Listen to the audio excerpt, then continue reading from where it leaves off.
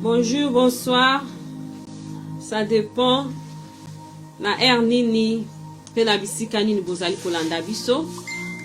Ezali ngaya bino sœur Blessing. L'émission na biso oyo to bandaki, oyo ezalaki titre na biso ezalaki What did we learn about what is going on? Eloko nini oyo to itozali koyekola na ba situation oyo tozali koleka nango na temps oyo parce que na moment oyo biso nyonso tozali koleka na moment moko très difficile. Mutu moko te azawana alobake moment oyo tozali koleka nango ezali ko simplisa ye non. Biso nyonso tozali kolela, tozali komona ndenge bandeko na biso bazali kokufa, ndenge bato bazali kokufa dans situation oyo ezali kotungisa biso nyonso. Na yango lelo toye lisusu pona to lobela lisusu what exactly we have learned, because it's not just like no matter staying indoors, no matter you are staying in your own house, you are not learning anything. But when we are staying inside our house, we also need to learn, because these situations is not going to be eternal. It's going to be on the time that this situation is going to finish. But what exactly you learn? Yes, I know everywhere people are crying, people are suffering. There's a lot of things. We can't go out. You can't do whatever you're supposed to do. Nothing is working in this moment. Every place. Biso nyonso toza kolela. Tozo mona, tozo mituna ba question ebele, tozali vraiment kozwa biya note na ba question o tozali komituna. Lelo na kozala na ba invité spécial mibale. We're going to have two guests today. One of them is going to be a man of God. He's a pastor. We're going to ask the pastor a question, then the pastor is going to answer us according to the question that we're going to ask him. And then we're also going to have one of our sisters. She's going to introduce herself. When we come to that point, we're going to ask a question about what is happening, because we need to know. We need to know what is going on. How people are coping with those kind of situation, because the way I'm coping with this situation and also the way you are coping is totally different. We see, like in time like this, there's a lot of things happening now. People are committing suicide. Why? Because they're fed up. They are fed up for this situation. But ebele baza komi boma parce que ba lembi na bango na ba situation oyo eza koleka. Balembi na bango na yango wana tokotuna ba question pe lisusu tanto kosilisa lini pe kotika la polele na mutu nyonso oyo aza na posa yepe aloba makambo nini azali koyekola na problème lokola oyo, parce que toza na esengote situation oyo eza kotungisa biso mingi, situation oyo ezali kolelisa biso mingi. We are not happy. We're living in fear. People are living in fear because when you hear like somebody is dying, you don't know. You keep asking yourself question, is it tomorrow is going to be me? Yes, this person is dying today. So I don't know what will happen tomorrow. I don't know if tomorrow is me. If like the next day is going to be me. Yes, we wake up in the morning, but we don't know. Nighttime, what's going to happen? When you go out, what's going to happen? Yes, people say stay indoors. Yeah, we are staying indoors, but we don't know how long we're going to continue to stay indoors. How long this virus is going to take for it to expire or for it to finish. We don't know. We don't know. We're just like that.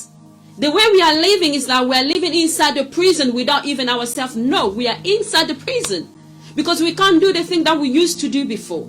We can't go to the parties. We can't go to church. We can't go to do our shopping. Yes, today you can just go shopping to buy your own food to eat. But when you go to those type of shopping, for example, you go to Tesco, Sainsbury, or wherever place that you like to shop, there's a long queue. There's long queue. Before it was not like that. So my question is, where are we going? Where are we exactly going? We don't know where exactly we are going. Tozo kende wapi. Donc tozo ebate tozokende wapi, makambo yango ekosuka ndenge nini, donc makambo yango ekosila to ekosila te. Donc tozali vraiment koyeba te, tozokofanda na kobanga. Donc nzambe kaka sunga, nzambe asunga, bato ebele balobi nzambe asunga parce que sans nzambe mawa trop. We just asking God to help us. Without God, there's nothing. We cannot do anything without God. God is the solution of everything. Whatever is happening now is only God who going to help us. That's why me and you, we need to be on our knees to pray. Pray for yourself. Pray for your family. Ask God for forgiveness. Ask the mercy of the Lord in your life.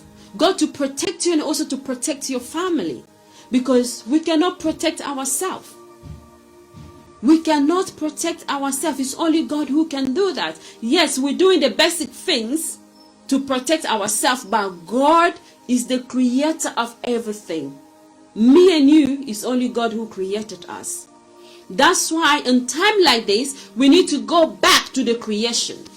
We need to go back to the person that created us. Because he's the only one who have the final say in our life. Yes, government said. Yes, doctors said. Yes, people say. Everybody, everywhere, people are giving prophecy everywhere. People are saying this, people are saying that. Yes, people are saying. But what exactly God said? We need to hear what God is telling us to do. Because without God, we are nowhere. Without God, we're like a fish inside the river. We don't know exactly where we're going. We're just walking, we're just going round and round. We really need God's help. Because without Him, we cannot do it. So, I'm going to call my first guest. We're going to ask her a few questions. And then later on, we're going to call a man of God. So before man of God, I'm going to call one of our sister who we're going to ask question, and then she's going to answer according to the question that we're going to ask her. So just give me a minute. I'm looking for her number. Because we need to know how people are coping, because these situations is too bad, to be honest. This is bad. It's crazy. This is my first guest. We're just waiting for her. Hello. Hello. Hi. Hello, sis. You okay? I'm fine, thank you very much. And yourself? Yeah, not too bad. We thank God for that. You are alive. We are calling you. You are alive. I just want to ask you some few questions according to what is really going on. Can you first introduce yourself so that people can know who you are, please? Thank you. My name is Judith Jackson, and I live in Peterborough. I'm in UK. So, yeah, that's it. Okay, Sister Judith. Oh, I know this time is very difficult for all of us, and especially Definitely. you are a mother. You're also a wife. You have a husband. You have children to look after. You have work. So, can you just tell me, how are you coping with these situations? Actually, none of us has been in this situation before. So it's a really big situation, and it's so new to everyone. And it's so difficult to adapt, because if we said it's easy, we're all deceiving ourselves. Exactly. But with God, everything is possible. Amen. Because we are working with possibility of God, Without Him, we can't do nothing on our own. That's true. So, but with this lockdown and this coronavirus, it's a lot going on, because I got 4 children of my own. And they want me to do school learning. Oh yeah. And as a wife as well. On top of that, I go to school. I study myself. So for me to do my whole Google Classroom work, then help my children to do their homework, then with all the house chores, with cooking, it is a lot. That's true. It is a lot. But it's just a matter of like, when I get to do my stuff, I get to put them on the routine, put on the routine, do routine. So, look, this time we're going to do mass. This time we're going to go for a walk because the government said we're allowed to go for like 30 minutes walk. Sometimes we have a walk to the bush, just to find something for the fresh air. So that is how we'll be coping, really. Because if we have to stuck in this house, it's just too much. It's just mentally, draining. You see, but we go so far, yes, it's not too bad. So, but it is a lot. Honestly speaking, it is a lot. That's true. It is a lot because we can see now. When I was watching the news last time, I think 2 or 3 days ago, they was talking like a lot of people, they start committing suicide. And also there's a lot of domestic violence. So because of what is happening. So I think those type of things is affecting a lot of us. Mentally, everything. Physical, emotional, everything. It is. Yeah. You are very correct, Mrs. Because that's what we said, a lot of people, we should check on each other because you don't know what is happening in your neighborhood, A lot of, like you said about the domestic violence, yes, a lot of domestic violence issue have arisen, I even had a news the other day, they said one man left and drove in the motorway over 170 because he started to get away from his wife and his children. They said police got him. No, that is not excuse. I know there's a lot because there's a lot of people, stuck in the same house. So there's gonna be a lot of arguments and all of that. So the situation we have right now is not helping.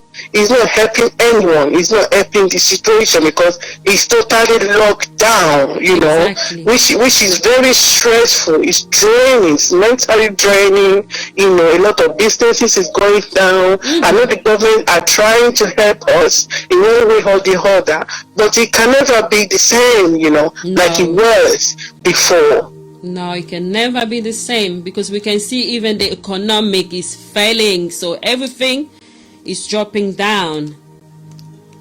But right. It's only God who can help us in this situation.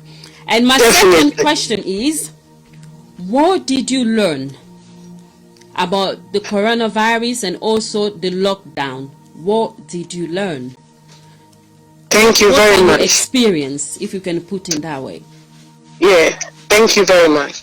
Actually, my experience in this lockdown is about that. It has shown a lot. I know it has this negative side, which we've already talked about, and it has a lot of positive side as well. In this corona lockdown, I personally have learned about how to be generous. Sometimes they say try to help your neighbors, do something for your neighbors, help your neighbors, do stuff to them, this kind of stuff.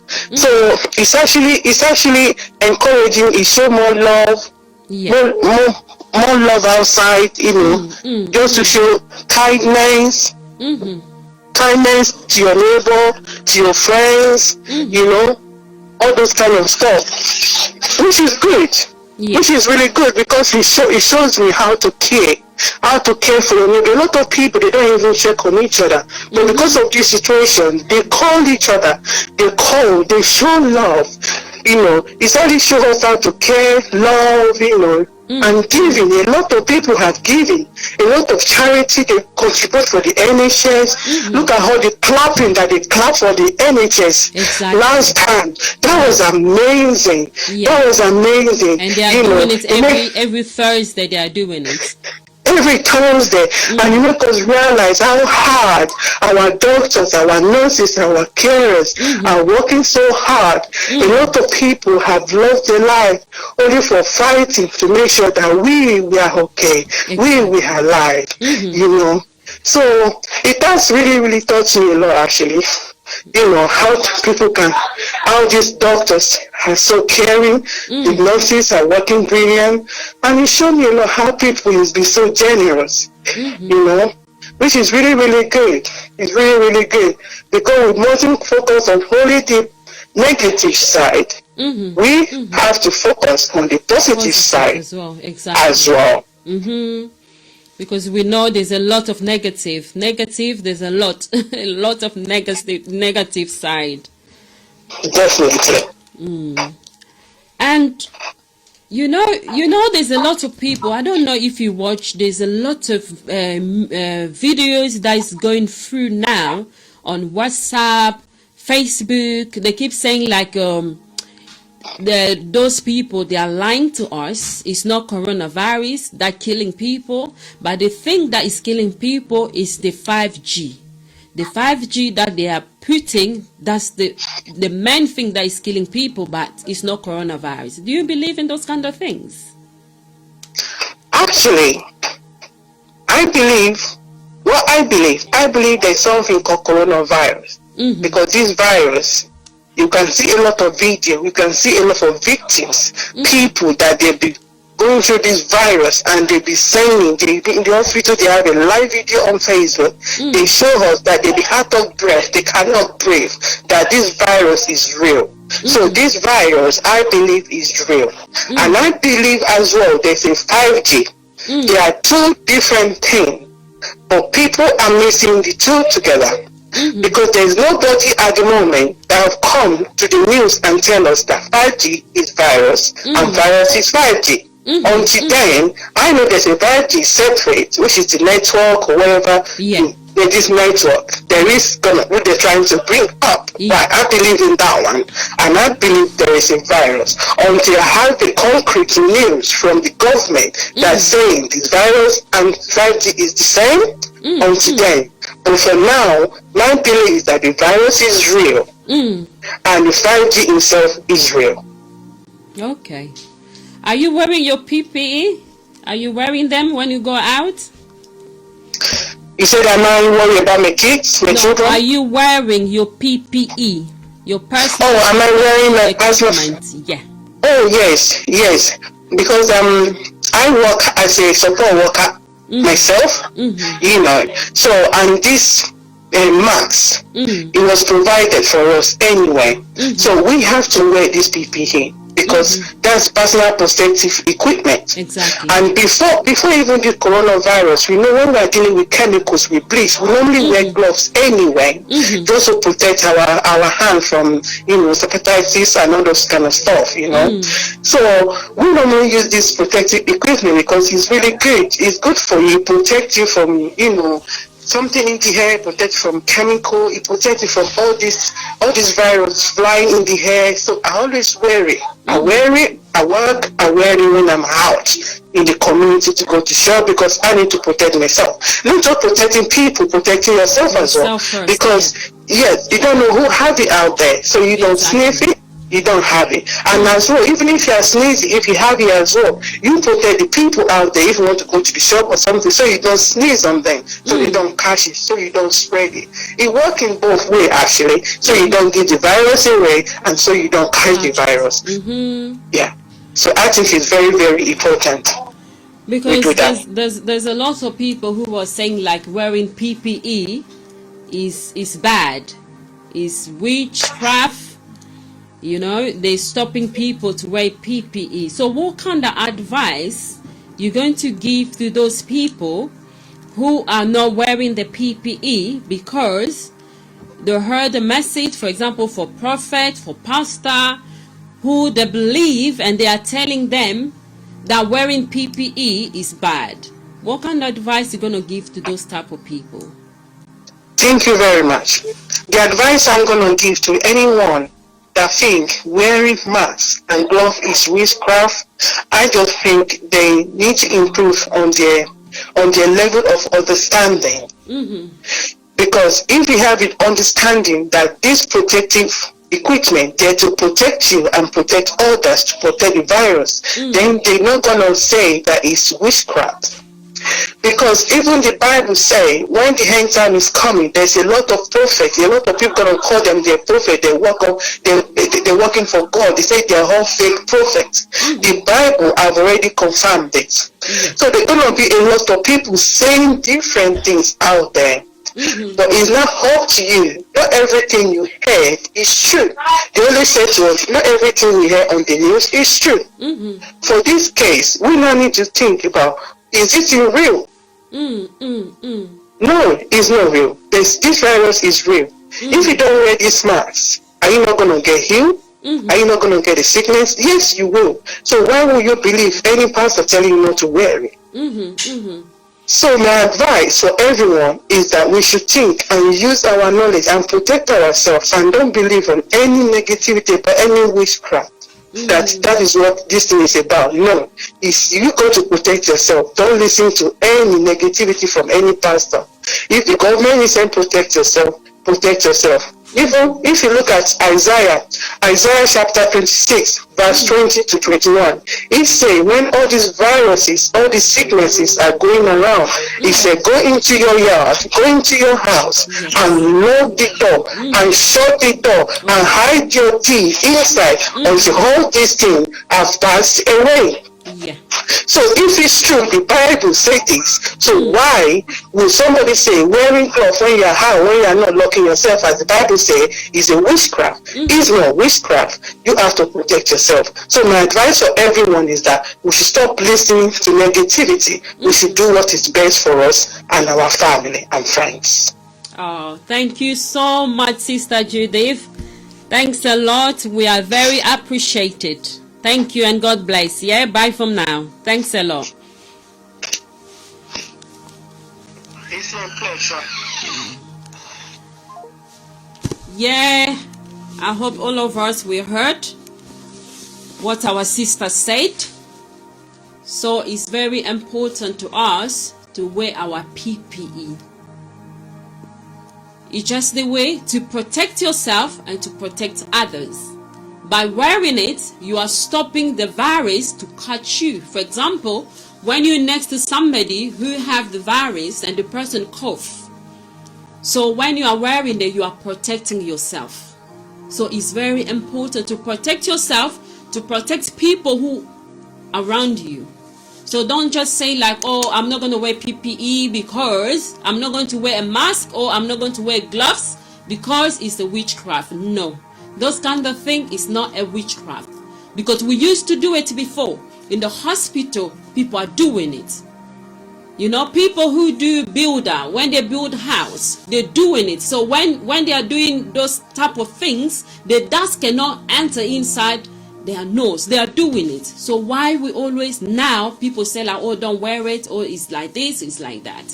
So we need to wear it. So now I'm going to call my second person, and my second person is the man of God. So I'm going to call him, and then we're going to ask him some few questions again. Just bear with me.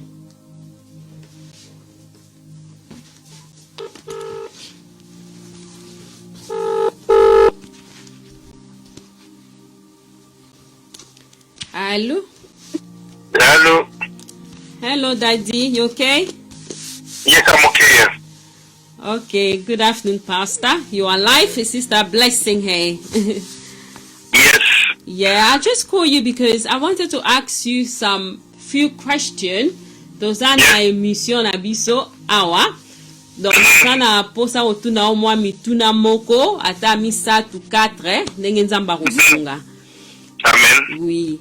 Papa, okoki ko introduce yourself, please, pour la bateau baebiote baye basoki ezanani, s'il vous plaît. Pour la bateau baebingate, naza pasteur Johnny Idikai, naza basé na Londres awa, na dirige église Benami Rema Christ Center. Amen. Pasteur Johnny na Londres, bisono sotoyoki bato ebele baye bienga na benga kae, papa nanga is my daddy.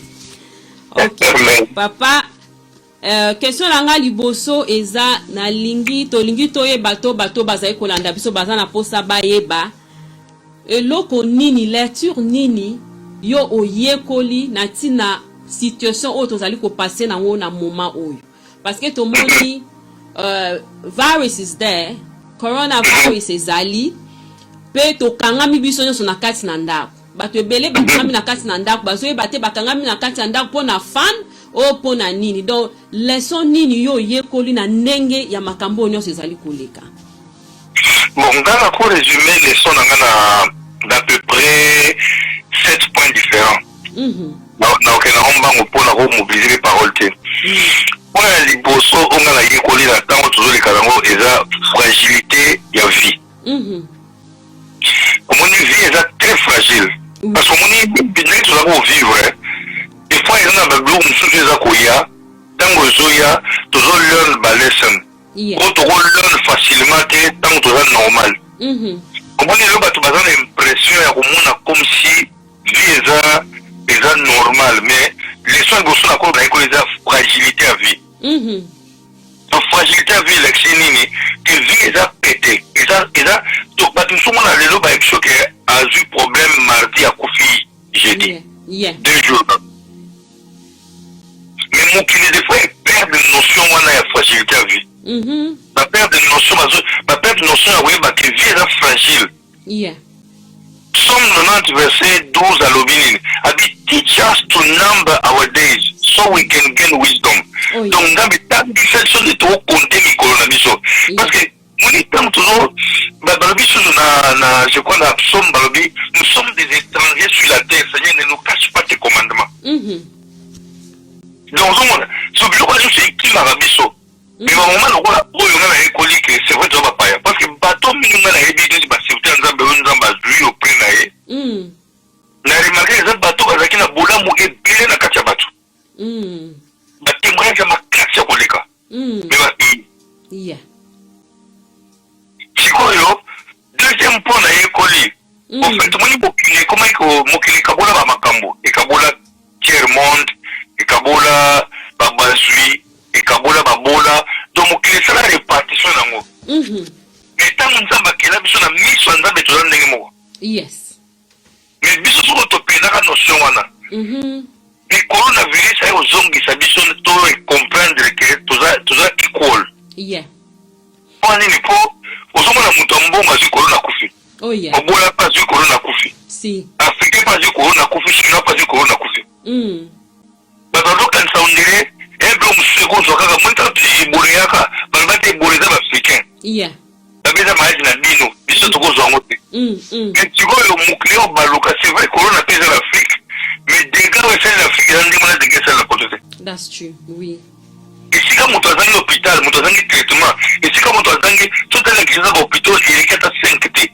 ya minene me bato bakufi mingi te me awa bahôpital etondi bato mpe batondi nango mpe bakufi ya koleka donc epesika notion ya comprendre ke au fait tobosala teke na miso ya nzambe toza ndenge moko ozala mobola ozala mozwi toza ndenge moko mosu akokanisa onde aza nango ebele liwo ekozwa ye te me liwo ezwi ye eloko ya misato na yekoli eza losi ya contrôle.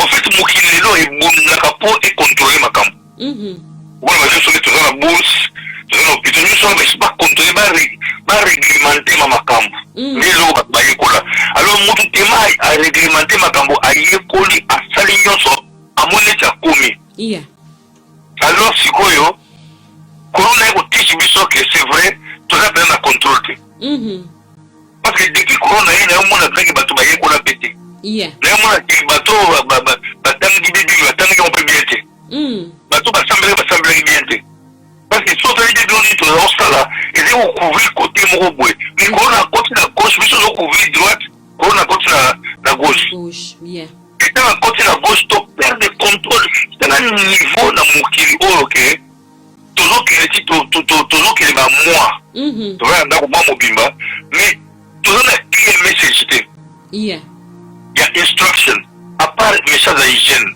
toka maboko ababoye mais toza na message mosu clair te kota d'église kutu baprophétie ya buzoba ebimi ebele bamate ya buzoba ebimi ebele donc pour comprendre que quelque part toki na contrôle te et quatrième leçon nayo comprendre que dépendance oyo toza nango tokozala dépendance na mayele ya so te na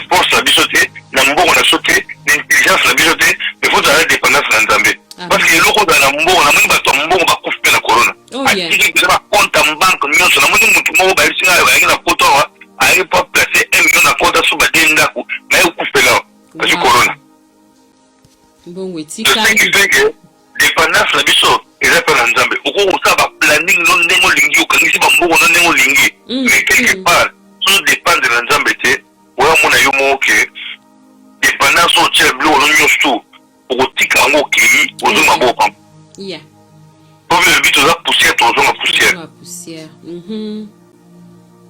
sikoyo eloko mosusu na ye okomprendre ke korona ya olakisa biso biloko mosusu eza nini tala tala ecclésiaste rvc azobabi vanité de vanité omoni biloko nyonso omoni eloko nyonso toza na ngo eza na nka vanité il y a des gens qui croyaient que parce que moi je veux tosambela boye tosambela te po to retenir vie tosambela po toza na communion na nzambe alors biso tokoma osambela comme si tozosambela po tocontrôler vie tosalela vie tokangisa vie et puis tomona belake tomolanamo contrôler vie kwa nabona tona vi nzambe nakobima kisi na kozonga patela ngai nalingi lokomoyelanga na nzela te donc c'est comme si moto akomaki kolearn koza sécure mais or nzambe aitiza bato na kati ya insécurité na kati ya bacrise mais nzambe atambola bango cela veut dire que nzambe aza nzambe ka sécurité te nzambe mpe aza nzambe bacrise mpo nde bamese batanga so évangile lelo eza ke nzambe azaka nzambe acrise ya sécurité donc soki crise moko eye donc nzambe te donc soki elobimi na voiture nopine toboki me nzambe oza wapi oza bapine kotoboka te donc toyekoli kaka ke tokozwa problème te mais oyo eza na une mise of troubles na bapeine banyonso nde tozoyekola koza dependent on God siko clia suka na kopesa suka avanki beleki motuna mosu ezala eza ke so atali Jean 25 verset 6 na opesaka biso moto azalingi référence c'est-à-dire que naya comprendre le fait que espoir na biso nyonso il faut ezala na maboko ya nzambe espoir na biso kozala na maboko ya médecine te espoir na biso kozala balepo mosusu bake kuna bapesi bango bake na de best hospital bakufi mosu ake na dispensaire na moke akufi te donc ça veut dire que elingi na biso faut totiaka na maboko ya nzambe regard na biso ezala epa na ye nde baleson na ekoli ya mwana donc nayo comprendre que soki ekoli baleson ya te ekozala mpasi mpo ekozala soki crise moko ezoya bila so banobalancer facilement quoi c'est ça po modèle bato baza kobanga biso toza kobanga parce que tozoyeba te bato bazoyeba te surtout so bayoki kaka motu kingani akufi donc toyeba te donc next one ekozala nga oyo akolande kozala nga obi ekozala moto afamille nango obi ekozala ndenge nini donc tozobanga vraiment en fait omoni Jean je crois Jean 10 verset 27 alobi mes brebis à moi écoute ma voix je les connais et ils me suivent donc babrebis ya nzambe balandaka vo information te mais bautiliza l'information po bacomprendre vo ya nzambe parce que nzambe asalobelaki bango déjà abi baoyanga babrebi moni comme na solo église ya lelo toforme bafanatike ebele totan korona ye toyocomprendre ke bayamba ba bafanatike baya babrebi ya nzambe te parce que brebi ya nzambe nzambe alobelaki avant Amos 3 verset 7 alobi que le Seigneur ne fait rien sans révéler les secrets à ses serviteurs les prophètes. Donc oyaye ou bazaba prédit là avant il kamoya après venir bango. Donc ça veut dire donc dans fanatique va surprendre mais ça brebis va prévenir. Amen. Merci ko tozoe baté papa ndengo lobi bande ko ba olanda biso to senga bino vraiment bo cher na ba camarade na bino na baninga na bino ekozala pe malamu mingi. Papa ndengo lobi nzamba lobi ba brebi na ye ya yebi bango na bakombo na ye siko lelo tozomona ke ba pasteur ebele ba prophète ebele bazopesa biso ba message oyo ezopesa bana na nzambe bakota na confusion tozoyeba lisusu te makambo nini eza koleka prophète mususu oya koloba nzamba lobi na nga boye ne mutatindaki corona ona mukili pona pinir bana nzambe mususu akoya boye o corona oyo euti na monténèbre mususu da makambo ezebele oyo toza na confusion toyeba te tolanda nini tosala nini pasteur yo nzamba lobela ki ate loko te parce que ba pasteur bokomi kaka nzamba lobi ziko yo nzamba lobaki nini papa omoni eloko mosusu eza lelo nakoloba kaka oyo nyonso elekala parce omoni des fois tokoma na difficulté koyeba eloko nzambe alobi na eloko moto akanisi nabambeli nzambe kombo donc c'est que naleti nakanisi makanisi na ngai so nabambeli nzambe likolo me ngai eloko nalobaka moko eza nini okeno musika te tokeno musika te po nini niko na développé message moko sur kaka voix ya Nzambe la voix de Dieu yango nde mutu ekreaka tempo na vie na biso. Oh yes.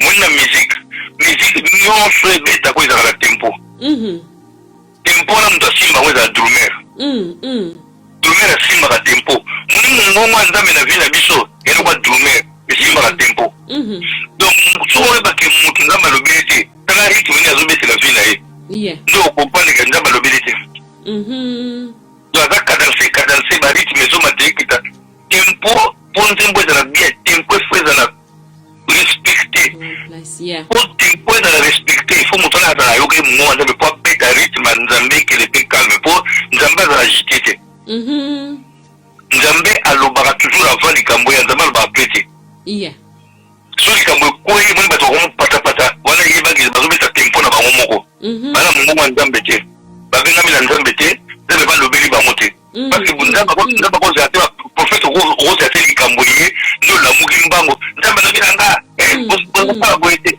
Nzambe alobi na nga bosala boye te so makambo ozoloba eza nango kopesa sens te losabeli Nzambe alobeli te moni problème so eza ndeni bato Nzambe alobela mingi bayekola kovanda nye parce que po yoka Nzambe na bofo kovanda nye mais so ozoloba tro okoziski mpe okaka lope su Nzambe te oyoka mpe te po olobaka tro ntango oka Nzambe eza su te omona prophète bazoloba na 12 heures na 14 heures na 15 heures na 16 heures na 17 heures na 18 heures na 19 heures na 20 heures na 21 so ayoka Nzambe heure nini c'est ça ye kaka Nzambe azoloba ndenge kaka lokwa diare Nzambe azoloba lokwa diare niyo opema te makambo moko ozoloba Nzambe alobeli yo eza na équilibre te na vie ya bato yango nde tokobaki Nzambe alobi te parce que omoni lelo Dieu peut utiliser des voix ya koloba eza na bamoyen ya koyeba ke likambo oyo tofo se comporter comment bilelo babe eza na bafiche ya Isaka bazalaki na capacité koyeba kodiscerne temps na koyeba eloko nini Nzambe aza na bosenga na ntango oyo biso mpe antake bana Nzambe biso bato kodiscerne temps epuis Nzambe alobela biso ce jour moko te peut-être ke korona ekobanda mpe Nzambe alobela mpe message nde apesaka yo avant peut-être que Nzambe akolobela yo aza pesako message mais moso obosa na comprendre te abalo faire discerner yango mais le grand problème eza ke ce n'est pas tout le monde aza na capacité ya koopérer na kati ya dimension ya comprendre l'événement nini ezoya tona bagrâce différente mais siko bino koma eza ndenge nini tokoma kwa batenter soki neti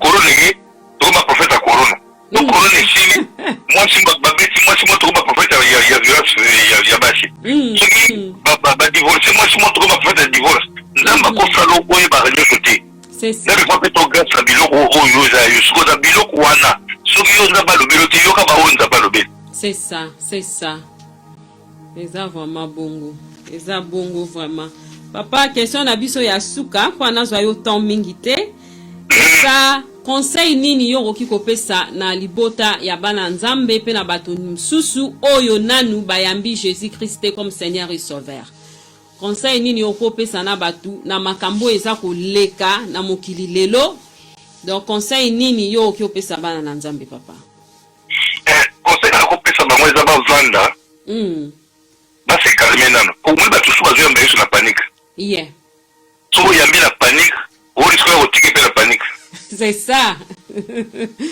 bakitisa na tempo bakitisa na mitema bacomprendre kote nini bawuti na kote nini bakomi kosa badiscerne sikoyo bayamba Yesu baya na nzela malamu ekiso bamwe bana panika molika pandi molimo akufa bi nayambi Yesu vitesse oyambela Yesu wana ekoza mpe vitesse okotikela ye c'est ça eza vraiment bongo parce que tomona bato na kobanga bazoyamba Yesu na kobanga donc tozoyeba te kobanga wana baoyamba Yesu soki coronavirus esili après bakozonga na bango lisu na bambiance ou bien bakotikala kaka donc tozoyeba te donc moni problème eza ke bayambi te bayambi Yesu te na panique wana bayambi te au fait lelo esa baa na panique moto aliaka voir sa mi confessele abintabela na ya yo enzoka yambi te parce que oyamba Yesu eza kolobaka ateki Seigneur na komi ya yo apatia lelo ya on est yamba yepe ko yamba yesu ya ko ndima mibe ko lepe ko tambola selo ça c'est vrai et puis voilà que sur l'église la tellement loba na yambi yesu lelo après malaba bi pe ça na lola la mo pe ka to la ite ba lola ko kima ko pe ça ma kula ki donc so mo to yambi yesu surtout tunye lelo kwa na mo to expliquer yo mo na comprendre ono fait des akuna lola parce que ça peut le biga que nous na yambi yesu ako bien masanga na yo kudira kinduma ne ka pa le biga ndesu na lingio ko so ba wo be ba wo bi pe to ba na lola mbalamo c'est ça nous avons peut-être pensé on va faire merci beaucoup pasteur merci vraiment Nzamba lola apambola yo na pesi pe maman bote na bandeko nyonso en tout cas thank you very much so kozane loko moko pona koloba you are free to talk so kozane loko te comme ça we're going to end there lelo na ko bakaya mukuse ezali que na période ya corona eloko nga na remarqué oyo ezosala scandale eza nini omoni biso baafricain toyekola constance te cela veut dire que omiyeba d'abord na kotikala eloko miyebeli kozali omoni na moment lokola oyo tozolekana oyo eza bato babengi bagouvernement mikonzi baautorité baza mpe na role bazojoue eza bato babengi bamunganga na ba-health practitioner baza mpe na role bazojouer eza mpe na bacitoyen normal oyo baconscientize bato batika mpe na dimension ya koconscientize à la mesure ya grâce oyo baza nango ya koloba pa ya koyeba ya kopesa badose technique eloko ezosala nga mawa makasi azobeta yango sete mingi eza nini moto mwindo ayeba eloko aza te korona ekwei tomoi basusu bamokana batelevizio bomela tanga wese olia ai okamata kongo bololo sikoyo bazoyeba vraiment te eta ya moto bazopesa conseil c'est ça eza na bakisi mosusu ozomela lelo ekokutana na bakongo bololo wana te oza mpe pharmacien te oza mpe soki eloko te okoteli liboso okomi bandeko eloko eza na dosage mama moko abomaki bana ne misato na Kinshasa ipare parce que atungolaki bango kongo bololo na lemme na bakufi dosage nango eza nini ifo emelama na moto aza na condition nini ete azomela yango pourquoi parce que omoni automedication eza maladie chamune mpona baafricain lelo ofunu travailler en Afrique parce que moto akotemaisa moto mela ye eloko te kotela mobela ye eloko kotela mobela ye to Afrique yango wana mais moto azomela aza mpe na condition nini avamela c'est ça est-ce que gouvernement azopesa prévention oyo aza na conseil la se na ye ya bamunganga minene azo apesi prévention mais mbatasiala mo ya congolais oyo aza na mutu te atanga mpe médecine te azopesa curative nde oyo ezokamisanga ndenge apesi prévention yo ila cure te mina kongo balolo mina combien de milani c'est ça combien pesi eloko nde ezosala succès ya mikolo ya komela masuba nayebi te soki papa yo mpe omoni yango eza likanisi ya malamu bato babandi komela masuba oyo yango nde moto ekomobikisa donc sikoyo kutu oyo banini basite esili ekomi nde masuba bazali tozokende moto mo amelaki abikaki azalaki maladi avant abikaki na nini masuba nini amelaki o masuba tongo masuba poko ate après midi parce que nyonso eza clair te so moto azwika banomela biloko ya tozokongola bakoko ya so masolo tokozala problème ya mino to eloko moboye ozwi masuba tongo otie lokomeli bon koko wana apesaki conseil apesaki par rapport ya mino nde onga na yoka lelo namoni ekomi mpe korona ye moto azwika kopo ya masuba bino ameli deja mais soki sika aza na ndako azopema normal sabili aza symptôme moko te sikoyo toyeba pe te bakopo ngo baolakisa biso misu batie na bango jus ya pomme apple juice batie na kati bazokosa biso bameli masuba donc tozoyeba te so biloko abongo moto ya mayele akokota biloko na monoko ne bongo te sanga emunganga na pese etoli c'est ça so moto asala bongo c'est quelque part faut m'expliquer bongo ne masuba parce que bongo ne kuta zobila koleka kutu na monoko c'est ça yango wana Ah, merci beaucoup, papa. Merci vraiment. I'm very appreciated. God bless. Thank you. Biso nyonso toyoki nde simosali ya nzamba lobi. Donc oyo aza na mato ya koyoka ndenge ba katoliki balobaka ayoka. Oyo aza na motema kosalela soki ya kondima donc andima. Donc vi na yo eza na maboko ya nzambi. Vi na yo pe muto simbi yango. Yo pe muto simbi vi na yo na maboko na yo. Soko bebisi yango ezaka yo moko, soko bongisi yango ezaka yo moko. Totika biyoka yoka. Ebele na batu bazali kokufa pona koyoka yoka. Eloko mususu kute komo boma batu sikoyo ezaka it's not coronavirus that is killing people, but because people, we are listening too much. The too much information is going around. This person did this person did that. Muto ya salaki boy, muto ya salaki boy. Donc tozo so ba information, tozo koti sana mitu. Et comme iko stressé, biso comment peut ça ba stress. Na ba stress wana yo kanzara, oh muto akufi pona corona. Em su pesa na corona te, em su eza stress mute bomi yo. Mama, papa, leki, yaya, ndeku. Et sengeli na biso vraiment to fanda calme, to fanda nanu kimia, to zongi sa makanisi na biso, to banda koyeba eloko ni toza kosala. Bien sûr mutu akoya olobana o sangisa tangawisi, sangisa citron, sangisa soki nini, mais yo moko pe fo oyeba ba side effects nango. Mutu oyo oza komela ngo, est-ce que oza na problème a motema? Parce que mutu oza komela citron, so oza na problème a motema ekobeta yo. Foko yeba citron ngo na komelango lo lenge nini, na komelango na tongo, na komelango na midi, na komelango na pokwa, combien de fois na komelango par jour. Et ça kakate balobi ya anticorps et comme makasi bombe penza, donc il faut na mela ba citron belé otoki si ba citron zo yeba toza na problème à cœur. Donc citron wana yango ne mute ko boma yo. Donc to zonga penza na nzela pe lisusu to zonga epai na nkolo. Makambo ezoleka ebangisa biso te. Parce que soto tali na mokana ya nzambe na apocalypse makambo nyose komama.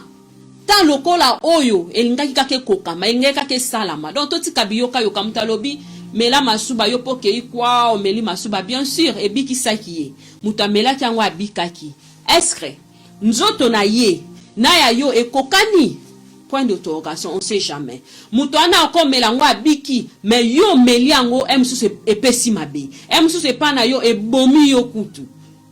Mutuana melaki citron, mutuana melaki so batangawis, et ça lié ça va, yo tango melango e boti so ba problème susu na nzoto. Totika biyoka yoka.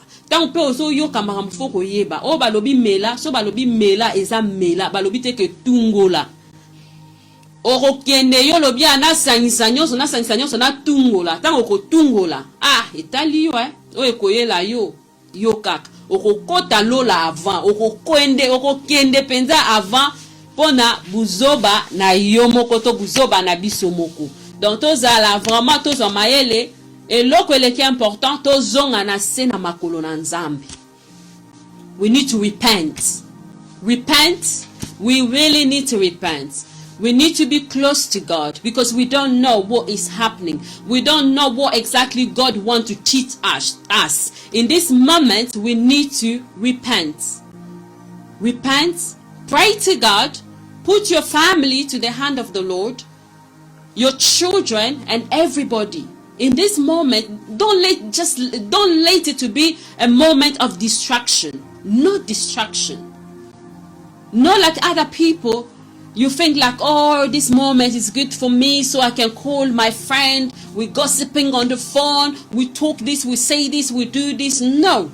Don't think like, oh, because my children, they are not going to school, I can still go out and meet up with my friend. No. You need to stay indoors. Stay in your house with your children. Esenge na biso vraiment to fana na bandako to tika nano kingani abenga kingai na ke kotala ye na ke kotala mutubwe na ke kotala mutubwe no balobi na biso to fana na bandako to mi batela nzambe pe akobatela biso elongo na nzambe to kolonga kaka parce que toza bana na nzambe mutakela biso eza papa tangu problème ekoti na mboka tokozonga kaka pa mutu wana parce que yende mutakelaki mokilo eza ya biso te eza ya nzambe. Mokilo eza ya nzambe. This world, this earth is belong to God. God is the one that created us. When times like this come, when trouble comes, we need to go back to that God because He is the creator. He is the one that knows us very well. God is our everything. So when things is not working, we need to go back to Him. Thank you so much for watching. I'm very appreciated. So merci beaucoup na batu nyonso balandi biso ezalaki ngai ser nabino blessing wana tokutani lisusu mbala ya sima lola abatela yo abatela libota na yo abatela pe famille na yo kobosana te kosokola maboko na yo tango nyonso kobosana te kolata bagan soki esengeli olata bagan kobosana te kolata masque na yo soki esengeli olata masque mibomba parce que soko lobi kaka ngana kobomba te pona na za chrétien ok place wana ok place oyebi ke mabezali o mutu boya za kobela tikanga na kenena kino kosunga tikanga na kenena ke kochai mai soki nde batu ba olu batu ti ba vix na kino kofinika e mai ozo kocha vi na ona danger. Mi batela nzambe pe ako batela yo. Soko mi bateli toke kaka ngulu oko kufa na buzoba pe na erreur na yo moko.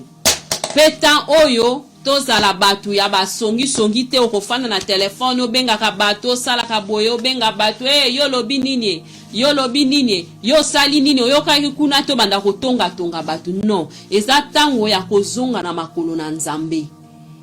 To mitala vraiment tomitala totala nanu somo ya likambu oyo tozomona bandeko na biso baza kotika biso liboso ezalaki o maladi ya ba mindele maladi oyo kozwa biso te. This sickness is not belong to us because we are black people. That's what people they were saying. This sickness is not belong to us. Our sickness, it was malaria, it was Ebola, it was other disease. But this sickness, people used to say it's not belong to black people. But today, this sickness surprised us. There's a lot of black people, they are dying.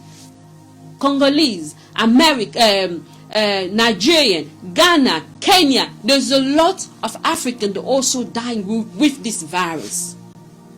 So, for those that be careful. We really need to be careful. We really need to be careful. Where are you going to? You really need to be very, very careful. Dans ton monde a nyonso eza vanité. Vanité de vanité. Nyonso oyo ekoleka. Ba garde-robe na biso etondi na bilamba tala. Meke.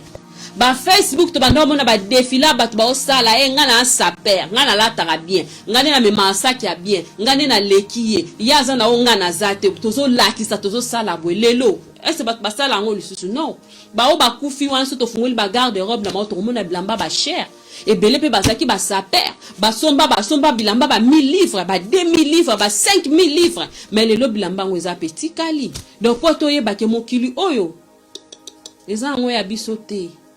Mokili oyo eza ya nzambe.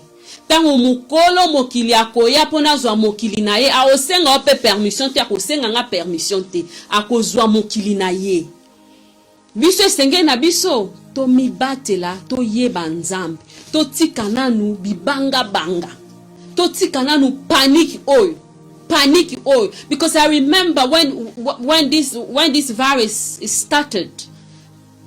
When they said like lockdown, people they need to stay indoors. A lot of us, we was panic. We went to buy a lot of shopping. People spend £1,000, £2,000 to buy food to put in your house. But ask yourself a question. Is today, if you go to your cupboard to look, those food is still there? No, the food is finished. Oh, the food is finished. But God is there. Yes, they say to people, don't go to church. They say to people, you need to stay indoors. Even though they closed the church, heaven is still open for you and it's still open for me. Heaven is not closed. God can hear your prayer. God is there because He's your Father. It can hear you. So in a moment like this, go back to that God. When the disciple of Jesus, they was on the boat, there was a lot of wind. The disciple was scared. They wake Jesus up. They say, Master, Master, wake up. We're going to die. When Jesus wake up, he say to the wind to shut it. And the wind closed. The wind shut it. So this virus,